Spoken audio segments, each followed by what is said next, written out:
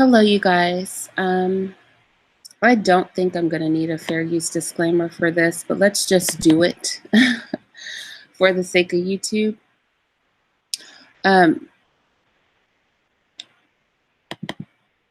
Federal law allows citizens to reproduce, distribute, or exhibit portions of copyright motion pictures, videotapes, or video discs under certain circumstances without authorization of the copyright holder.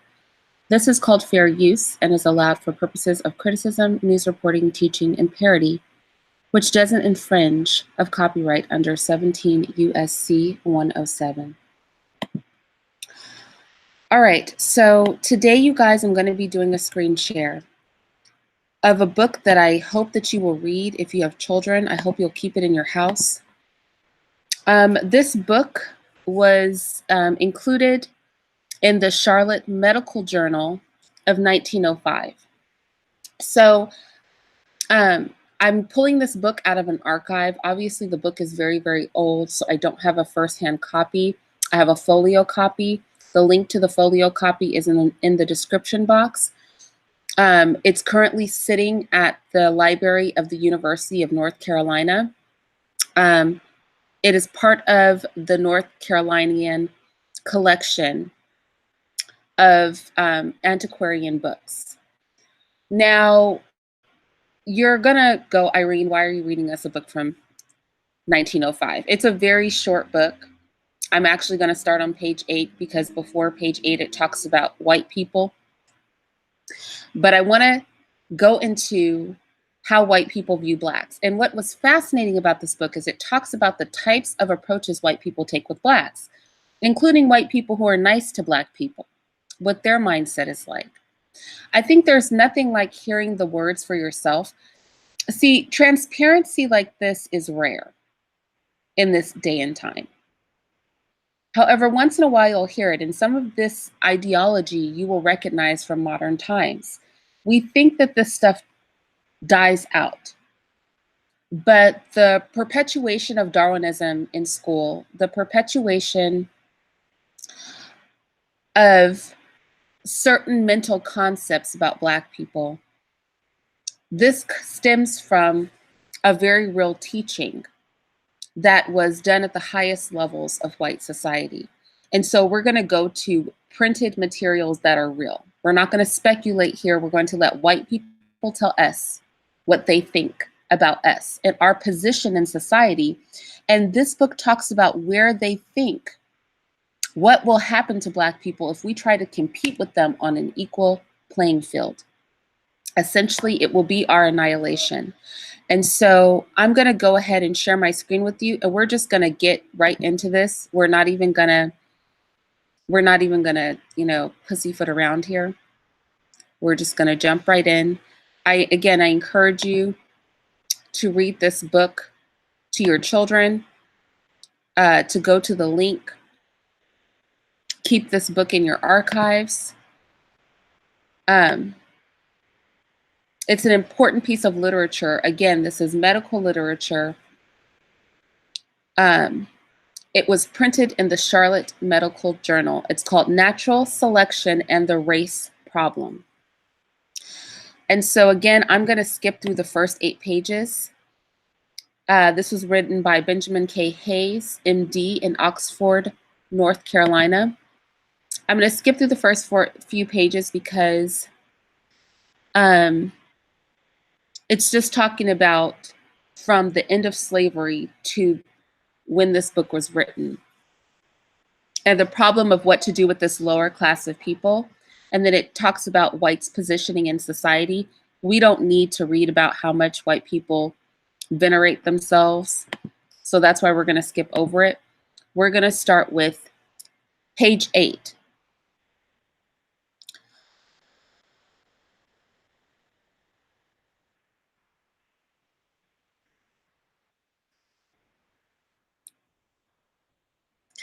And it starts with,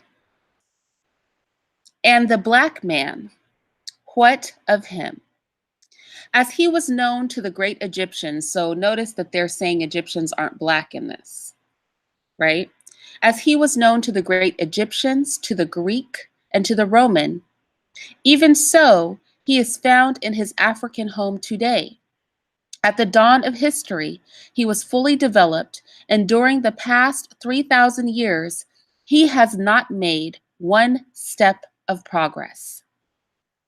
Independently, he has shown no power to advance. See, this is why I tell y'all we need to stop being so humane, because independently, we've shown no power to advance. We're not like white people. We're not comfortable just going out and slaughtering and terrorizing people into submission. Independently, he has shown no power to advance.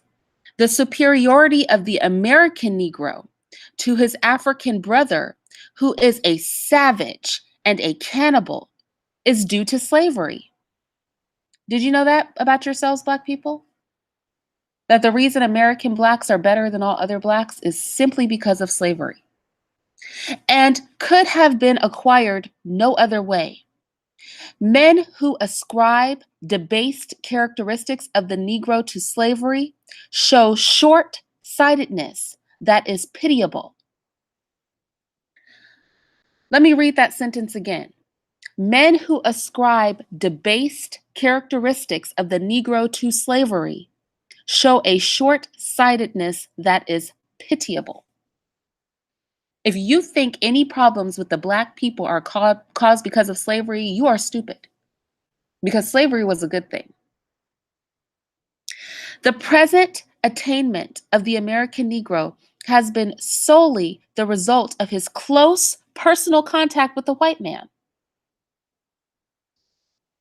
Nor should it be forgotten that most of the leaders of the Negro race are men with Anglo-Saxon blood in their veins, who partake more of their Caucasian than their Ethiopian lineage.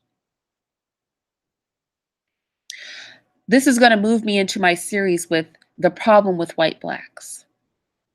Because the reason Barack Obama could get elected, the reason people like Kamala Harris, the reason Cory Booker is okay. I saw a comment a white man made on Cory Booker, a video about Cory Booker. He said, there's not much African left in him. They see their own blood and they believe it to be superior, so that is a better kind of Negro. Nor should it be forgotten that most of the leaders of the Negro race are men with Anglo-Saxon blood in their veins, who partake more of their Caucasian than their Ethiopian lineage. Some of these are splendid men who are making heroic efforts to elevate the Negro race. Others of mixed blood are vicious and turbulent. These are the men who create trouble. Left to itself, a Negro population, itself, not themselves, itself, because we're not people. Left to itself, a Negro population lapses into barbarianism. Without white people, we will be barbarics. We will be barbarians. That's what he's claiming. People believe this today. Make no mistake. We hear Jesse Lee Peterson, a full-on Black man, saying this on his show all the time. The Republic of Haiti is an example of this. A recent winter in the world's work has thus described it. A government without a practical school system, a government whose expenditures are seldom made for improvements, a government without adequate asylums or hospitals, a government of petty thieving, continual insurrection, promiscuous poisoning, and counterfeit finance. This is the Negro Republic of Haiti, the land where the Black rules. They cut Haiti out of all trade and all of everything, and then said that the fall of Haiti was due to the fact that a bunch of Black people were there, not the fact that they purposely isolated Haiti, an island that is dependent on import and export. That's not why. It's because a bunch of Black people were running it. Haiti is proof of how debased we are when left without guidance from our white leaders, according to this author. In Popular Science Monthly, a writer on ethnology says, only in single exceptional cases have leading spirits ever risen from out these lower castes. And where the separatist movement has been confined to these colored primitive races, it has not it has led not only to cutting loose from the mother country, but also a more or less complete renunciation of European civilization. In this country, just so far as personal contact with the whites has been withdrawn, to that extent has the Negro retrograded.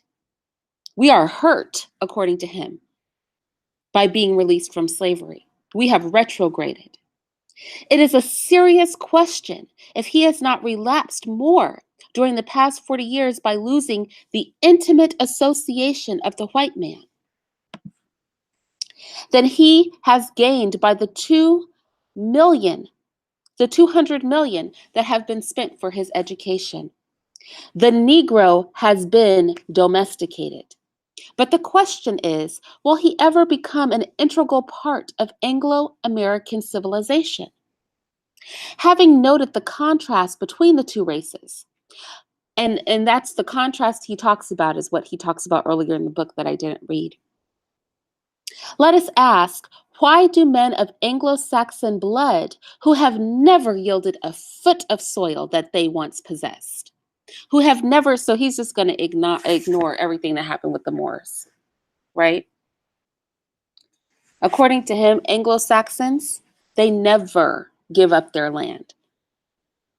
They are cocky. If you listen to racist whites talk today, these are their talking points. Cocky. And they're cocky because we let them be cocky. They're cocky because we're unwilling to do what they are willing to do.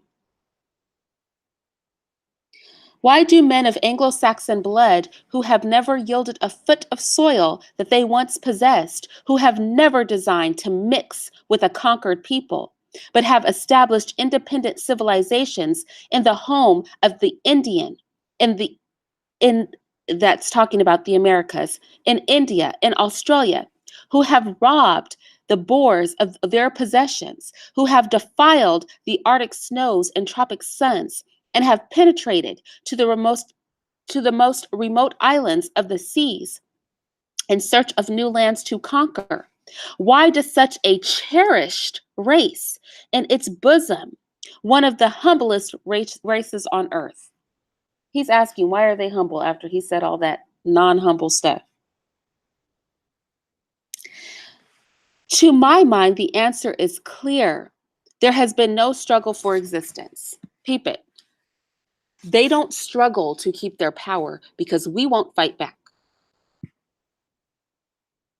The dirt they do, we won't do that same dirt. We got 99.9 excuses why we can't make moves like they make moves. And it's got them big-headed today, big-headed. This is the same mindset today. Whites built everything. They conquered everything. They rule everything. The same cockiness he exhibits in this book is the cockiness they have today. When we talk about South Africa, the land was worth nothing until we came and we cultivated it. All because we want to be pussified.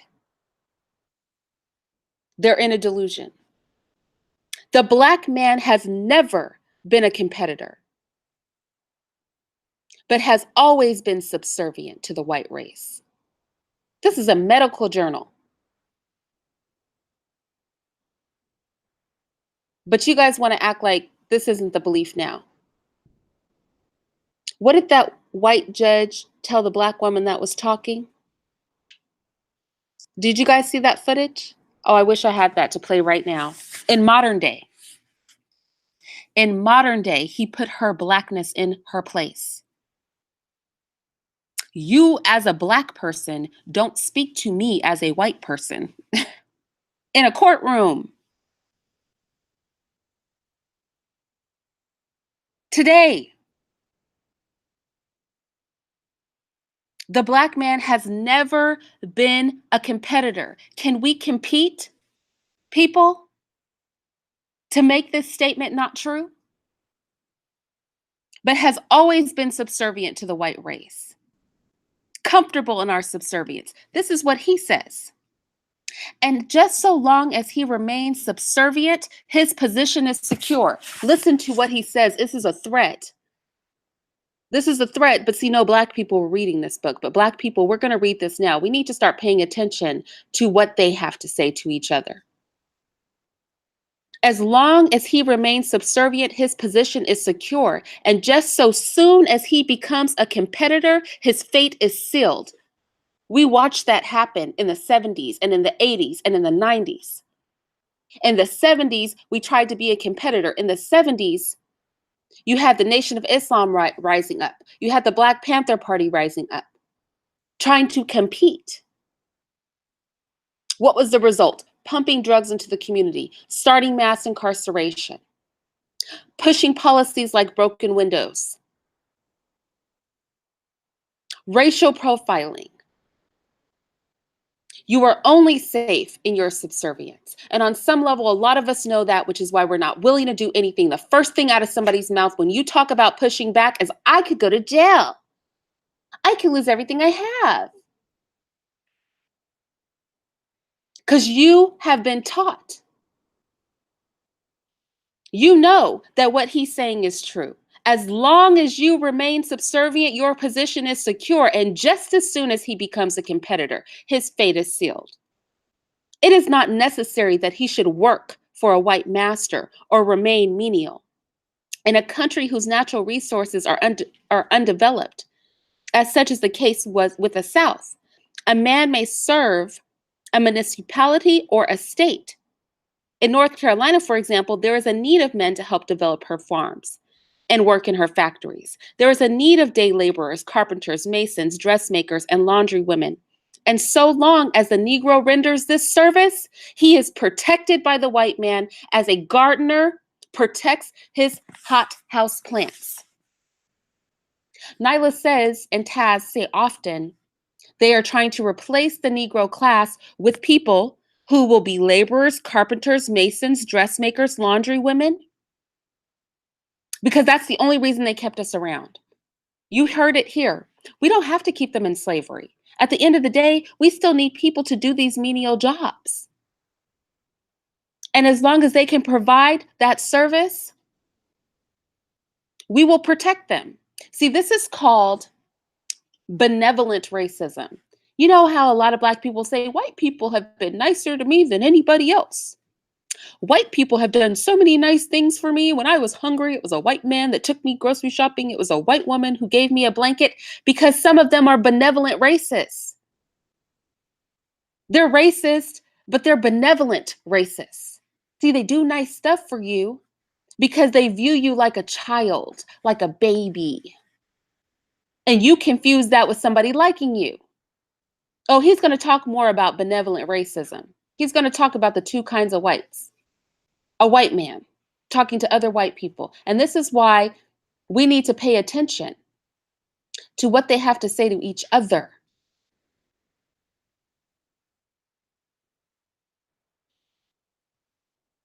But even here, the struggle for existence is felt. For wherever you find a white man whose work brings him into competition with a Negro, there you find a man who cherishes a bitter hatred of the entire Negro race. This is what Trump was elected on. So let me read this again. But even here, the struggle for existence is felt. For wherever you find a white man whose work brings him into competition with a Negro, there you find a man who cherishes a bitter hatred of the entire Negro race. Trump was built on this. You see, poor whites don't have the mindset to be poor because they have been taught through their heritage that they should be better. So when whites have to compete with Blacks for what were menial jobs at first, it builds hatred in them. This is what this white man is saying. This is an old book. This is an antiquarian book. But it is true today. And that's why we are reading it, because we need a reality check. I am telling you so much of how the world is organized today. Now, mind you, this is a book on Darwinism. Natural selection and the race problem is what it is called. while y'all are teaching your children about race and Darwinism. That is a purely racist ideology. It is freaking false science, and it is a purely racist ideology. This is their literature. This is a medical science book. It was printed in a journal of medicine. The problem of your Blackness, the problem of treating Black people like human beings, the problem of you thinking you can compete with white people. He's about to get very deep into this. And I'm gonna need us all, myself included, to listen to this and not forget what we hear from this white man's mouth here today to other whites, and not think that this is not relevant today.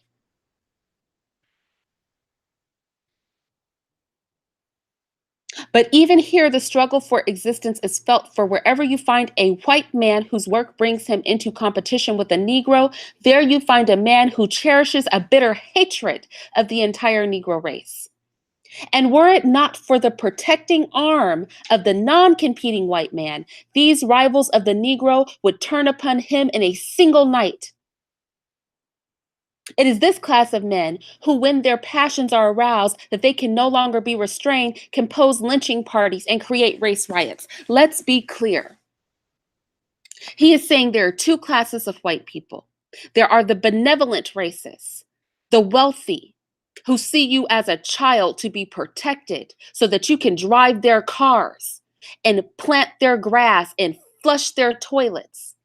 So you can do their dirty work. Or as Margaret Sanger the other day, you could be a doctor if we can train you to go and deceive your people. See, there's a group of whites that are rich, and that's how they view Blacks. And they protect us from the lower class white people who are competing directly with us and hate us because you should never have to compete with a Black person. Was Trump not elected by that class of people? Is that not why I said I like Trump? Because he exposed what is in this book that we want to act like doesn't exist. We want to act like we live in a post-racial society. When they teach racism in the schools as science, Darwinism, racism in the school as science, because this is a Darwinian book that we're reading right now.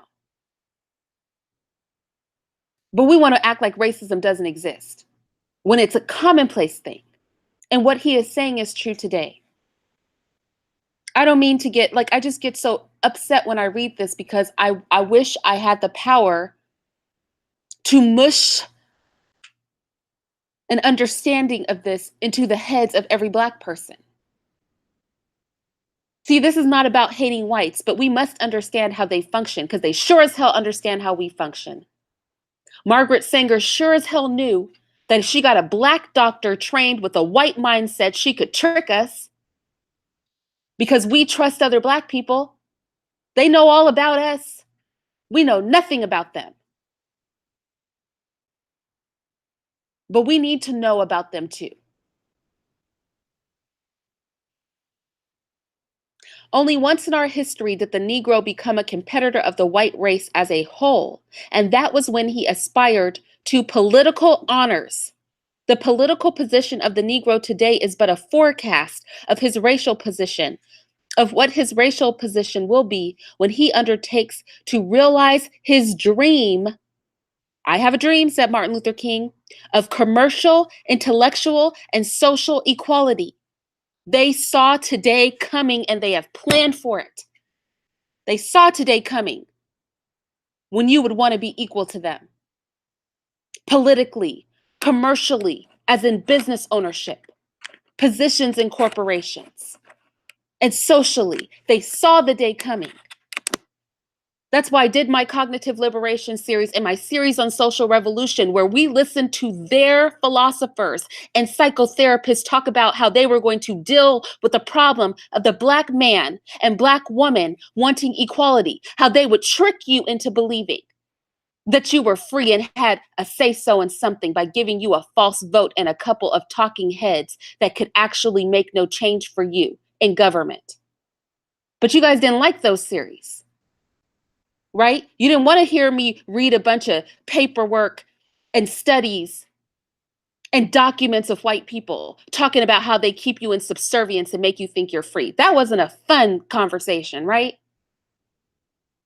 We're only here for fighting and gender wars and tearing down other Black people. That's all we're here for.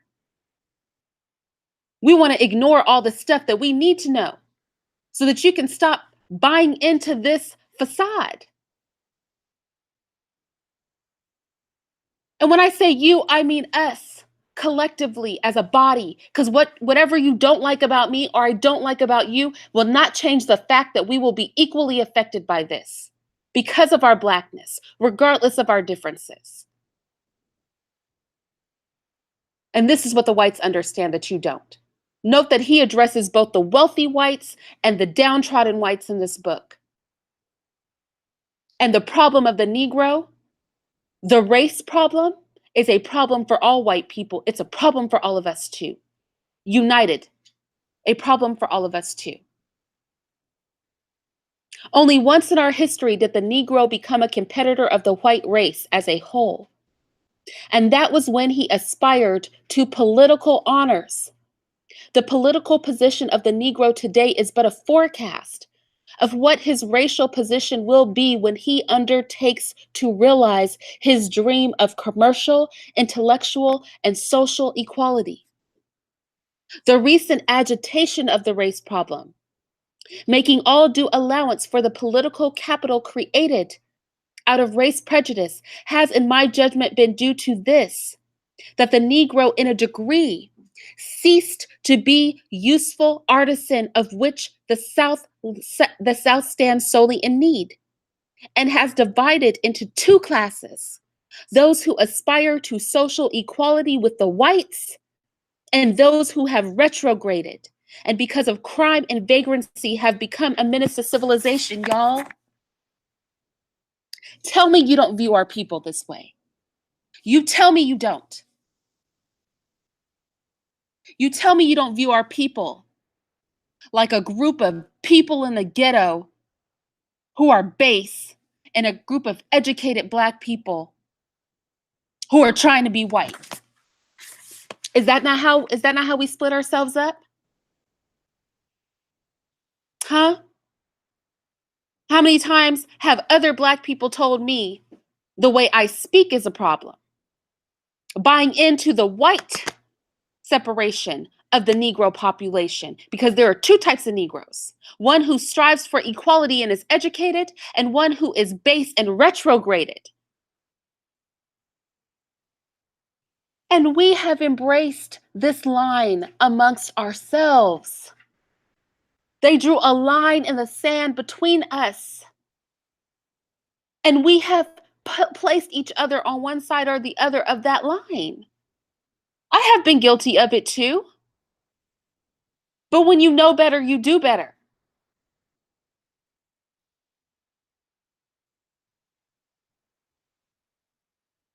I fell into this trap with you guys. But we must progress together and claw our way out of this hole. Not like crabs in a barrel where we step on each other's heads, but where we build a human ladder and we push each other up to the edge and the brim of this abyss. And we wreak havoc on those who pushed us in.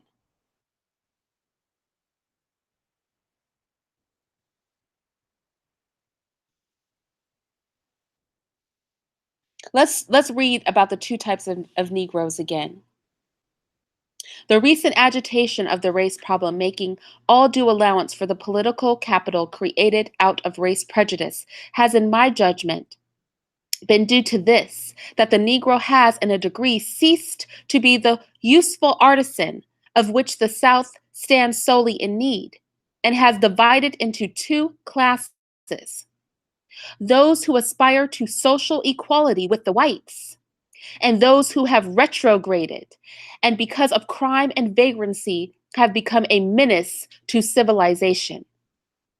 Professor Du Bois, one of the most scholarly Negroes in this country, In a contribution to the Atlantic Monthly, tells of recent attainments of many Negro graduates. He says that the attainment of the few is the hope of the many, and that this flame of hope can by no possible human agency be extinguished. They study us. They study us. 50 years after this, the lynching stopped and Jim Crow was brought in. 10 years after that, civil rights movement and the end of Jim Crow brought us into the 70s. We want to make like so much time has passed. Somebody's looking at me crazy, Irene. Why are you reading us this old book? Because we are detached from reality. And I'm going to need us to all together move toward the light and wake the hell up.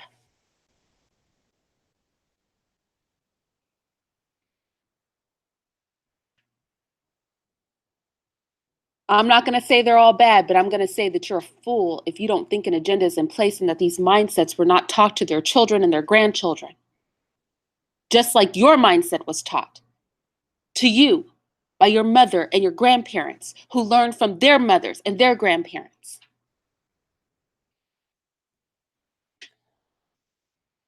And yet, if every American Negro could, by some miraculous power, be endowed with Professor Du Bois scholarship, or if every 10th Negro could have his priceless gift, the two races could no longer occupy the same soil. Why do they miseducate our children? Why do they not fund Black schools? Let's read why, because we just read why. If every American Negro could, by some miraculous power, be endowed with Professor Du Bois scholarship, or if every 10th Negro could have this priceless gift, the two races could no longer occupy the same soil. Every page of human history points to the fact that one or the other would have to go. Nor can we doubt that the Exodus would take place amid scenes of uproar and carnage.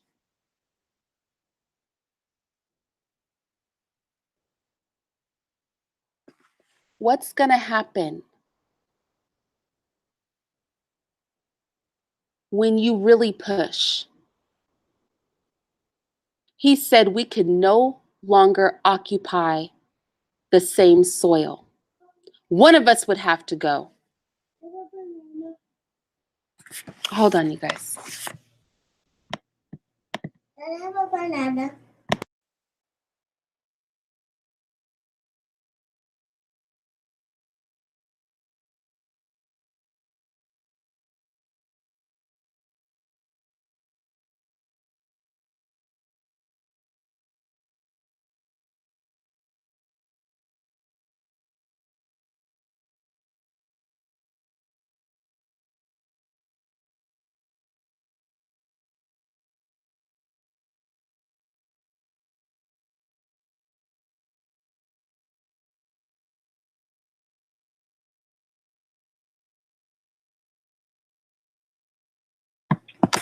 All right, we had requests for food, a little snack.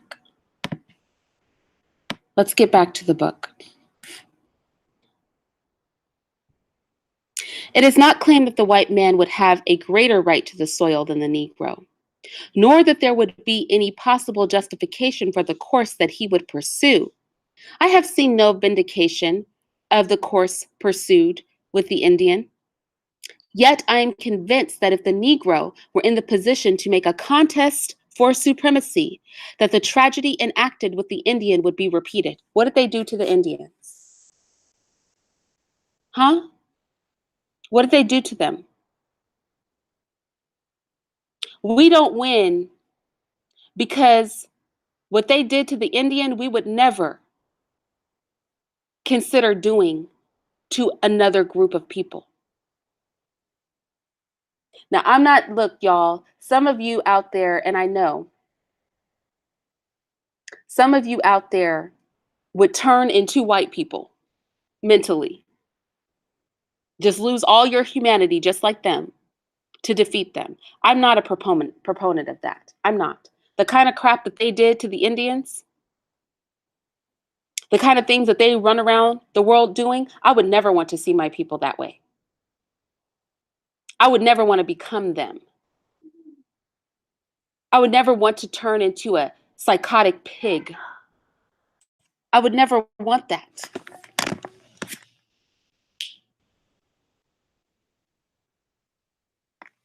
Although I know some of us think that that's the answer.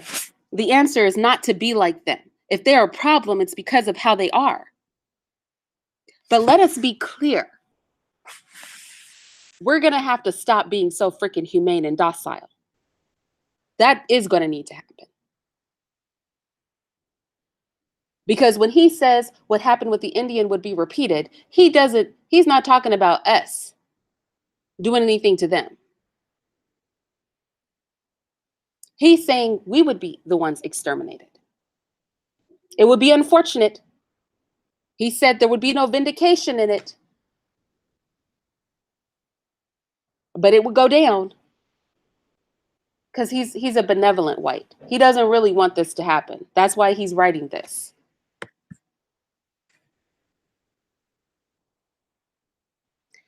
And if this laudable advancement on the part of the best Negro race portends his destruction, how much greater danger from that vicious element which renders the home and highway unsafe for unprotected women.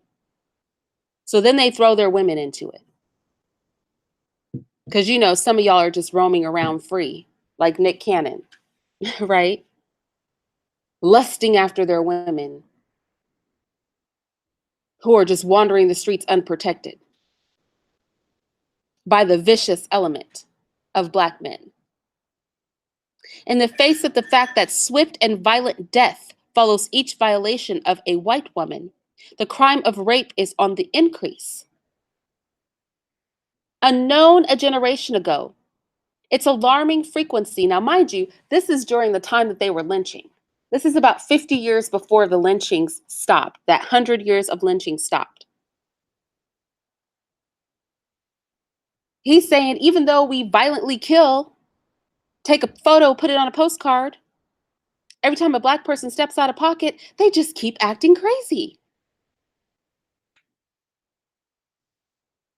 In a medical book.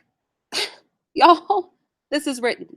That's what we're reading for those of you coming into the room, a medical book. Natural Selection and the Race Problem. There is a link to it in the description box. Add this book to your collection.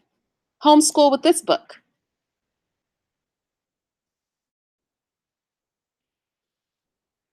Unknown a generation ago, its alarming frequency at the present time, can be accounted for only by the false hopes of social equality. Only by the false hopes of social equality on the part of the lowest Negroes. The Black Caucus? That little sprinkling of Black? Well, some of them aren't even Black, y'all. I'm doing a whole piece on the Black Caucus to break down how not Black the Black Caucus really is. I mean, a couple of them aren't Black at all. He's talking about I had a Black grandma. Full on white man. Part of the Black Caucus. I can't. Or great grandma. His great grandma, actually. I don't know. It was one Black person, some distant place in his future, and it's a full on white man in the Black Caucus. The favorite pet of the political scene. But we'll get there. That's a whole nother live, you guys. It just really is. The false hopes of social equality on the parts of the lowest Negroes could see Cory Booker's blue-eyed self. He can get a position. But Daquan from the block, you have a false hope of social equality. Oh, but it's okay as long as some of us make it, and somebody who somewhat looks something like a black person, and we could trace one or two black people somewhere in their lineage. As long as they get it, we're doing good, y'all. We are going to legislate our way into this thing. That's why I tell you guys you need to listen to my Social Revolutions series, because I go into what their scholars say about keeping control over us and how you will never legislate your way and vote your way into anything ever. The system is designed to prevent that. It just makes you feel good. So you'll shut up and go along to get along. Unknown a generation ago, its alarming frequency at the present time can be accounted for only by the false hopes of social equality on the part of the lowest Negroes. He's talking about the rape of white women. This is funny because what did Cynthia G do a piece on black men wanting access to white women? And she used a member who was ousted from the Black Panther Party. And in one of his writings, he talks about that. That his desire for the hope of social equality had him practice rape on black women so that he could cross the tracks and do it to white women. This is a real black man talking this crazy mess.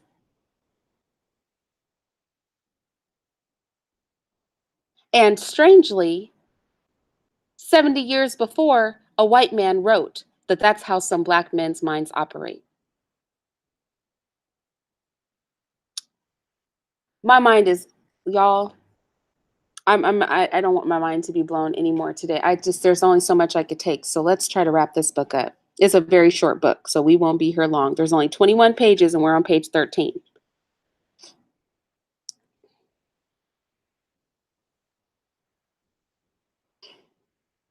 They are unwilling to pay the price of industrial advancement, incapable of mental or moral elevation.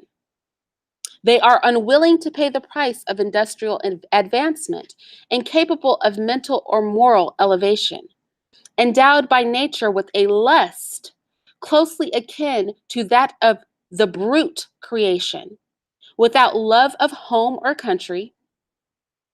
You know how we sit on YouTube and social media, we talk crap about each other, talk crap about our kids, talk crap about our women, talk crap about our men? That's because they have observed, Negro,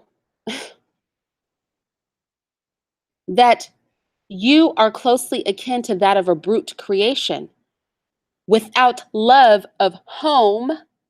That's your women, your men, your children, or a country. You are incapable of loving yourselves. You can't love your own home, and you darn sure can't love your country.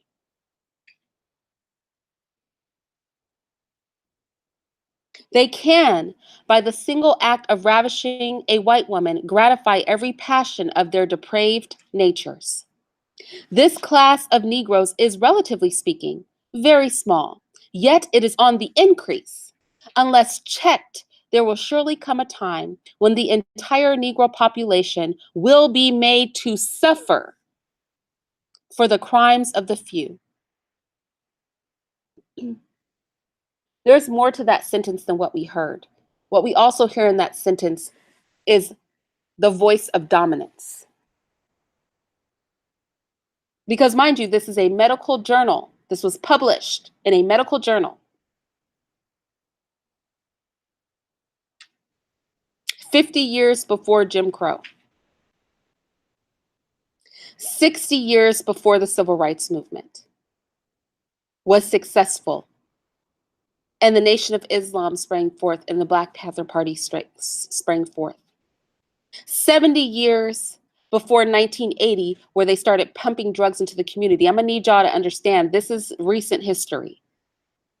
We want to treat everything like it's far back, way, way back, super, in a distant past. And what's wrong with y'all? You keep talking about it. It starts to make all the other stuff make sense. You know? Because at the highest levels, what did we see with Virginia's governor? He attended a military academy that was comfortable in the 80s, 70 years after this was written, comfortable printing him in a KKK outfit, standing next to somebody with blackface in the 80s. How old were you in the 80s? In 84 specifically. See, we want to treat everything like it's in the distant past, but this is at the highest levels because he attended a military academy and was working to be a pediatrician and is pushing an abortion agenda that disproportionately affects our people. And this was written and published for a medical journal. When Margaret Sanger was talking about the annihilation of the Negro, she said, we will enlist their doctors, we will train them because the blacks will trust a doctor that looks like them. See, they won't trust a white doctor like they'll trust a black doctor. So we want to act like this is not an organized thing. It is very organized. The consideration of how to manage us has been made at the highest levels.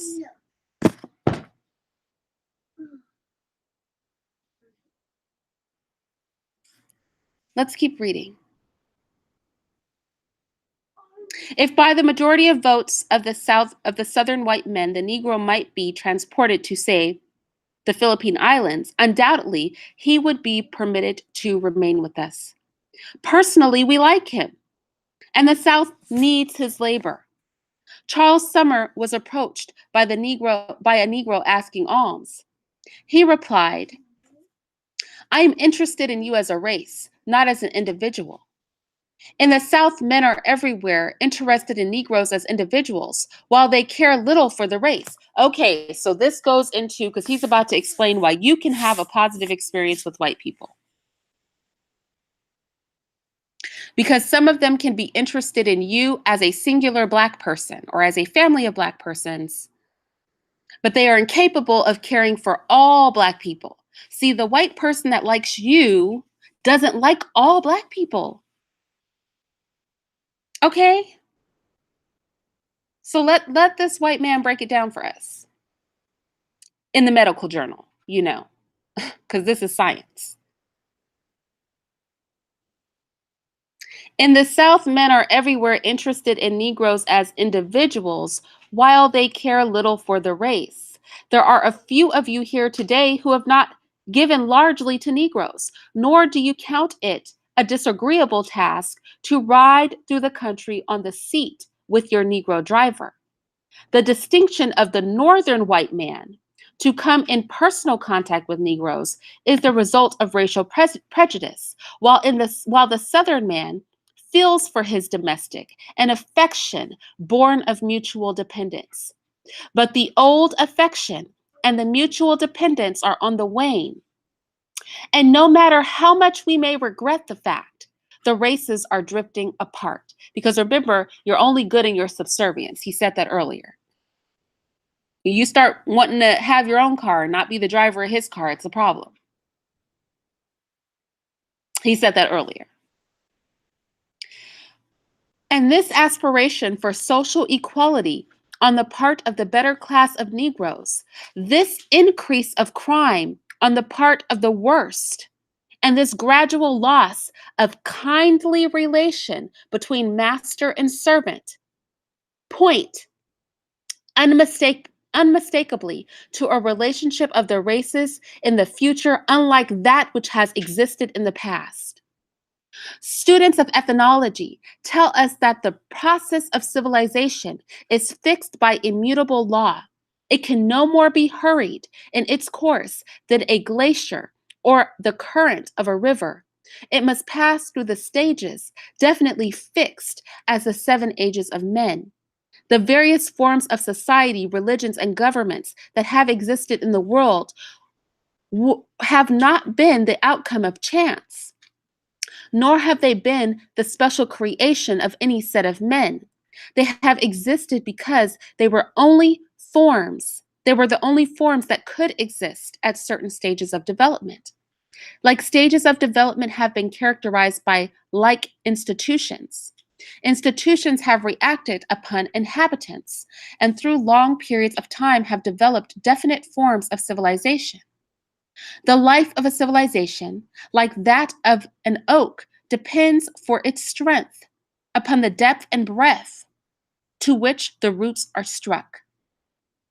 In Africa, the undisturbed Negro is in a savage state. Oh, and think about how many of you guys really believe this. Hmm?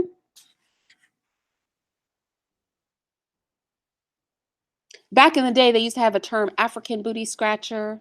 Being called African was a negative thing. Every time they showed Africa on TV, it was like flies all over the kid's face. Dirty, pot belly, full of air, children, starving. Hmm? And you believe. I did a video that said blacks let go of Egypt, not because Egypt's not ours, but because I'm gonna need us to understand that there were many, many, many, many other great African civilizations. The largest library in the world was in Africa, and it wasn't in Egypt. The Egyptians learned from the Ethiopians. There were several civilizations greater than Egypt. Is Egypt ours? Sure. But see, we obsess about Egypt like it is the end all be all to everything when the Egyptians took their knowledge from places other in Africa. The Egypt is the white man's pet part of Africa. Now we can own it and we can embrace it, but I'm going to need us to embrace all the many other great African civilizations that were larger and more powerful than Egypt. But see, you're brainwashed by being in their schools and hearing their rhetoric about the black people they liked, the black people they could exploit and mate with, the black people that let them come and hang out in their country. And then we think the rest of Africa is full of savages, just like he wrote here. Tell the truth about it. When you were growing up, is that not what you thought of Africa? I don't want the rare, one person who had parents that enlightened him or her to talk about it. I didn't think that. We know what the average thought is. Sometimes we just have to be real about what the average thought is with regard to this. In Africa, the undisturbed Negro is in a savage state. Contact with the whites in this country has given him a laudable desire for civilization. But for this boon, other races have paid a price at every step from which the Negro cannot hope to escape. The white man may divide the product of his civilization, but the civilization itself was molded in the I'm sorry. The white man may divide the product of his civilization, but the civilization itself was molded in the I can't say this word, y'all know I can't. And the I can't do it, y'all. You can read it. Nature and cannot be transferred by human hands. This is a point which many well-meaning friends of the Negro have been unable to grasp. They develop upon a hothouse, plant foliage that invites wind and storm, not realizing that their misdirected energies tend to destroy the object of their solicitude. A grafted pseudo civilization cannot stand the shocks of time. Nearly 1,000 years have passed since Anglo-Saxons wrestled Magna Charta from the hands of their king. Years of slow development in sweat and blood. Of 26 barons who signed that paper, only 3 could write their names. There are 1,000 Negroes in this country today who have the advantage of modern education, but could you find among them 26 men who would be the peers of those grim old heroes that faced King John?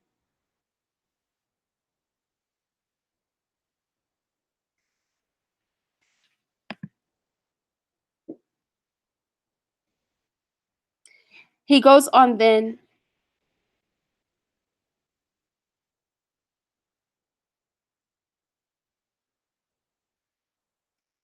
to talk about the history of slavery and the struggle for existence with men of Anglo-Saxon blood.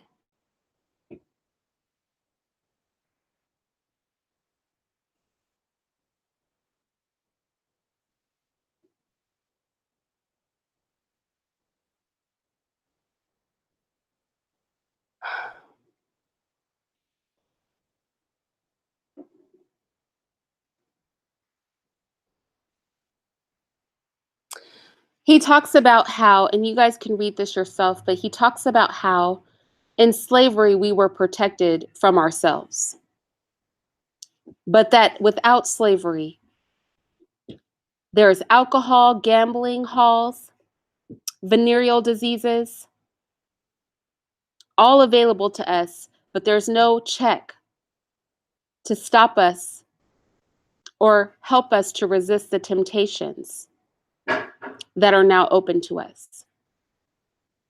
He says our civilization offers individual liberty, but liberty to the ignorant, that would be you and me, is a license for crime.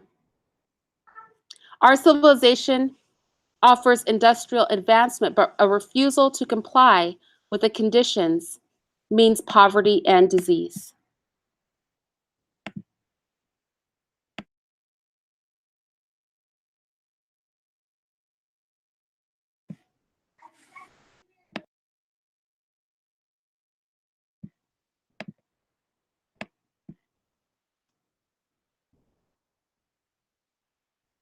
He goes on to tell an anecdotal story about a Negro, helpless, pathetic, all his kids are dying of consumption.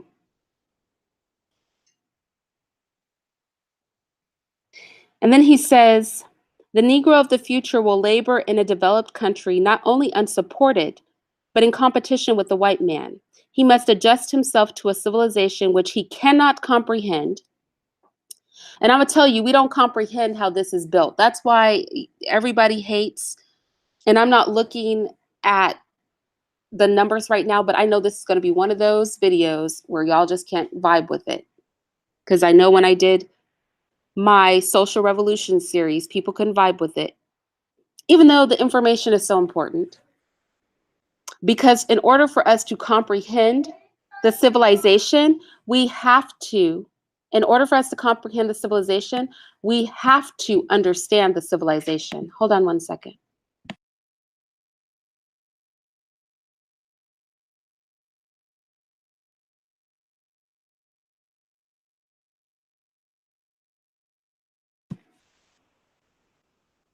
I have my littlest, he's on the potty. And when you have little kids on the potty, you have to be a part of the potty time.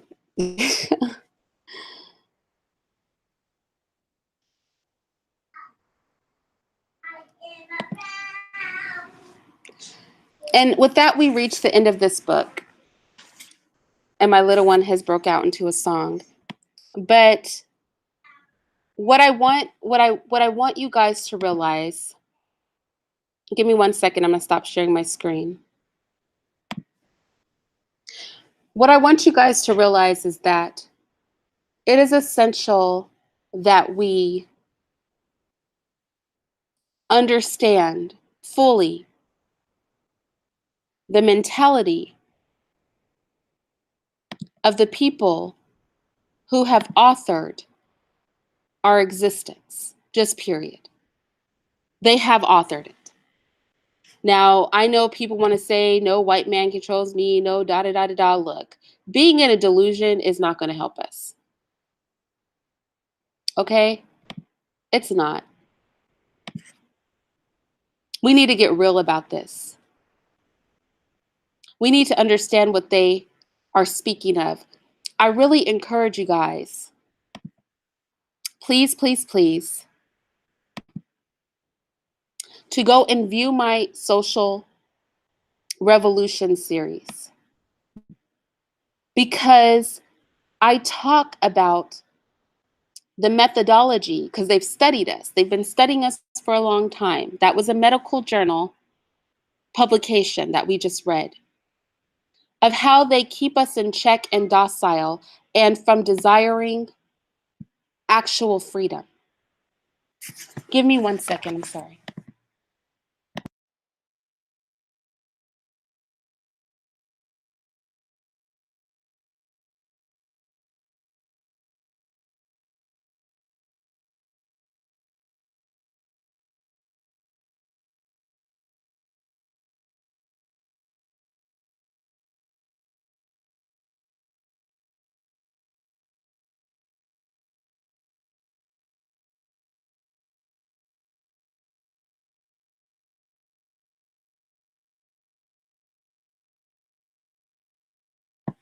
Okay.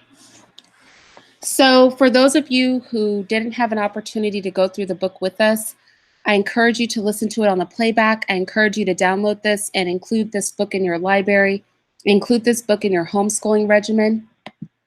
I think it is essential. You know, everything can't be an exciting conversation, right? I feel like with a lot of things, we want to be entertained. We want some sort of sensationalism attached to these conversations that we have.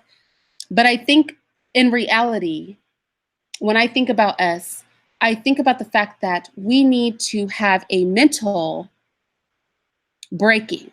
You know how you break a horse? We need to break our minds. Do you know what I mean? Because without a clear understanding, we cannot fully appreciate the falsehood of the reality that we're looking at. And so that's why I really recommend my Social Revolution series, because it talks about the way that the government is set up. These are scholars.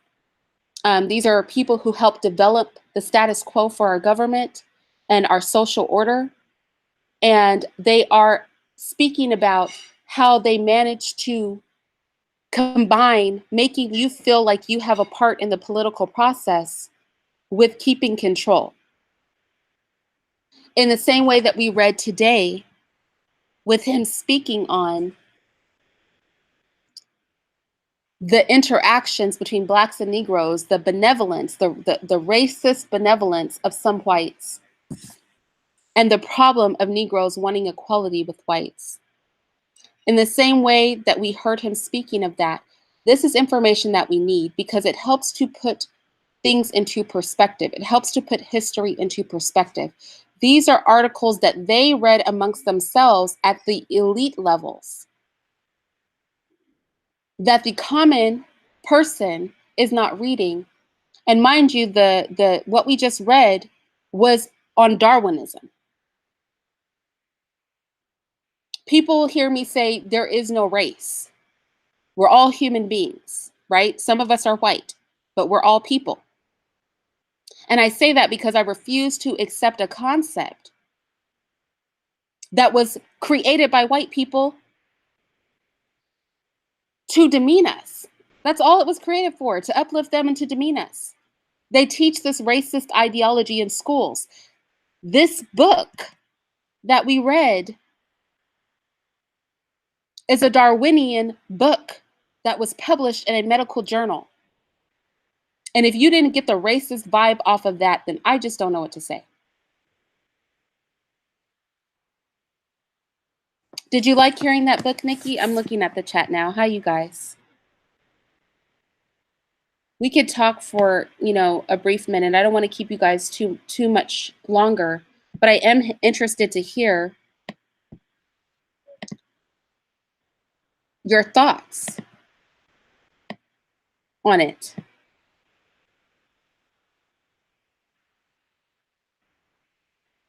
We're programmed to want to be entertained rather than to want to learn or better ourselves. That's so true, Flat Accord Music. That is so true.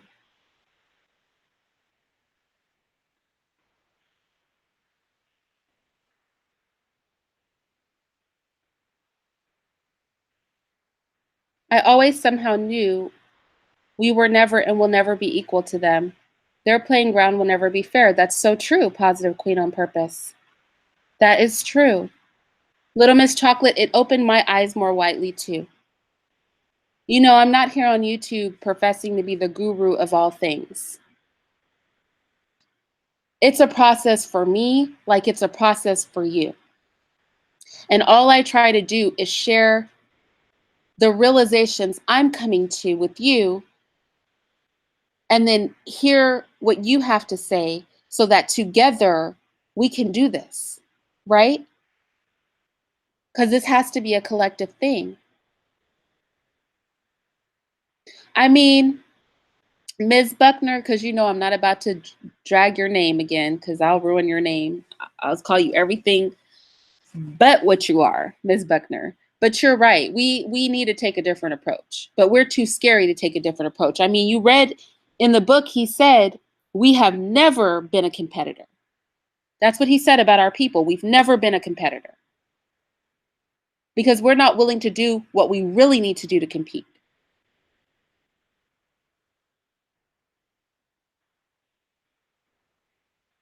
Those who build the goalpost get to move the goalpost. Exactly, Flat Accord Music. But you heard him say, if they push too hard, we're going to have to do to them what we did to the Indian, which they basically annihilated and decimated the native population of this land. You can't be more real than that. You can't be more real than in a medical journal, okay? Publishing that. And you know what's even crazier is they have no fear of you reading these things because they keep this literature around. I have I collect antiquarian reference books. I have a reference book called Land and Peoples, an old version of it. And the way they talk about non-white people is insane. Y'all, it's crazy.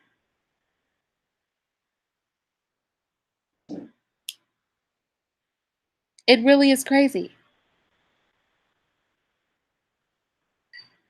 Yes, Nikki Love, that is just what's happening. That's how I felt when I was reading this. And I had recommended this book to you guys in the past. I don't think anybody read it though. It's in other description box. I'm like, this is a book you guys need to read, right? And it's been on my list because I have all these videos and all this stuff I want to talk to you guys about. And today I was like, today's the day we're going to read this book.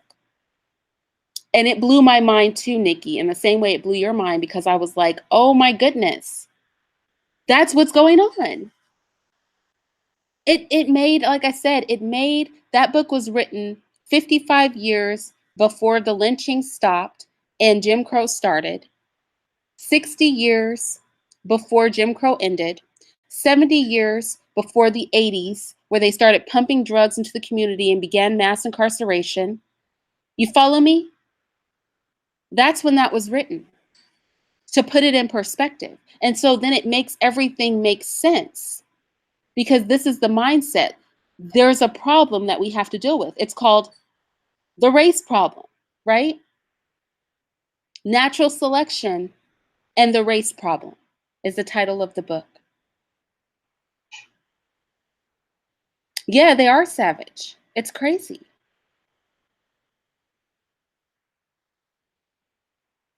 Yes, self-care boss. I believe that. We call that white fragility, right? They cannot deal with competition. He said it in his book. That class of whites that has to compete with blacks will go insane. They will turn on us. They're not with it. So I'm going to go with that, you guys. I just really wanted to share this book with you. Please be sure that you thumbs up this video. I anticipate this is not going to be a popular video for me. I know when I did my cognitive liberation series, when I did my social revolution series, which I still need to do the last part of, they were not popular. I did them anyway, y'all, because some of you were interested. But the thing is that I've said this before and I'll say it again. I don't want to entertain you. That is not my goal. You know, that's not my goal. Thank you, Paul. But that's not my goal. I know that a lot of my content is not as salacious and entertaining as some others. You know, even when I do interviews, y'all know I don't like to get with the foolishness.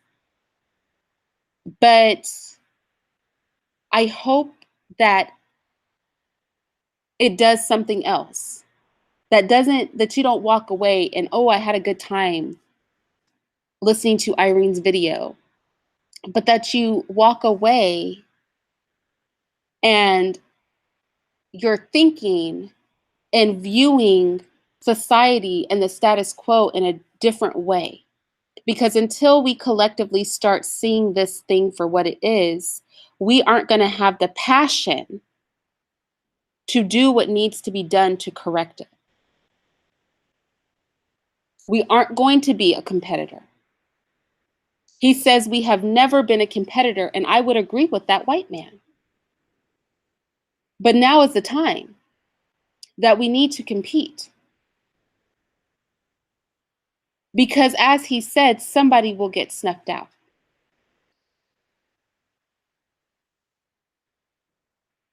We have to move past our divisions and work collectively.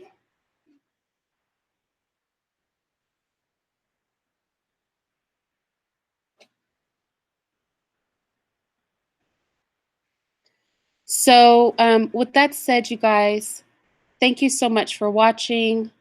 Please do click the thumbs up on your way out. If you have any thoughts about this,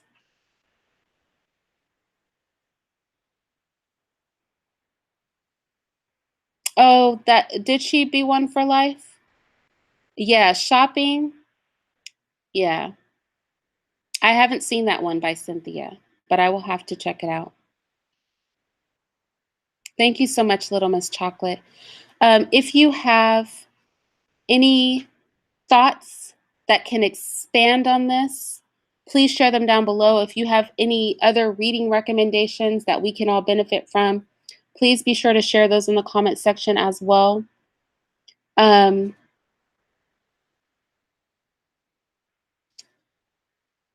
What else can I say, y'all?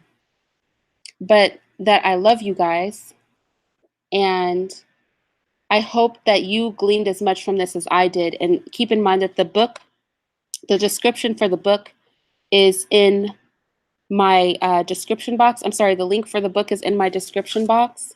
So if you want to read the entire book, which is a very short book, you could read it just, in an afternoon, casually. I would encourage you to do that. Okay? Thank you so much, Stephen. And with that said, I'm going to go, and I will talk to you guys later. Bye-bye.